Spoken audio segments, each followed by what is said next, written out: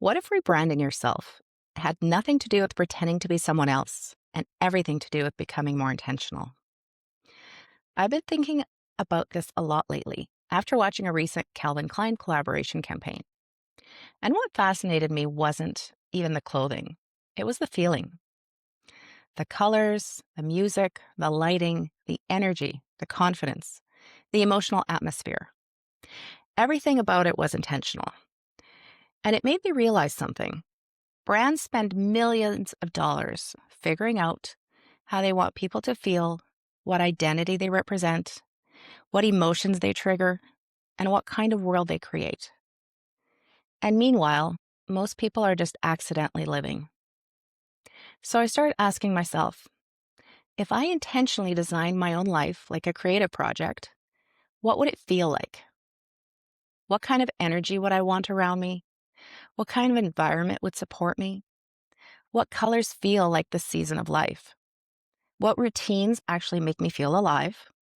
What kind of content do I want consuming my brain every day? And what kind of clothing makes me feel confident?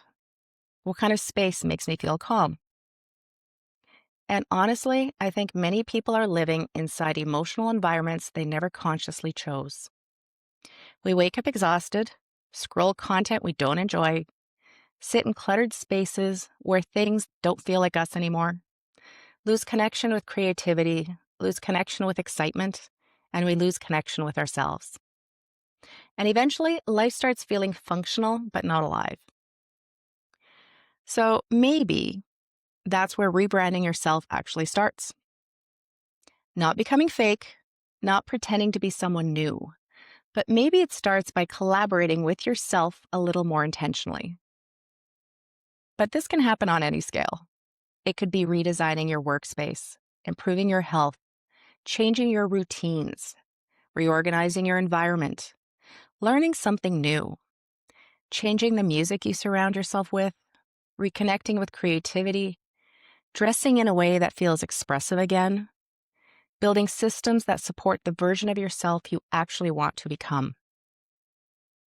That's actually part of why I'm starting to build my momentum archive system.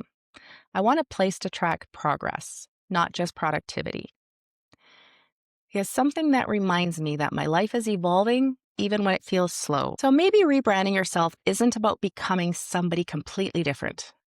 Maybe it's about becoming more intentional about who you already are. And maybe that's how we slowly build lives that don't just function, but actually feel good to live inside.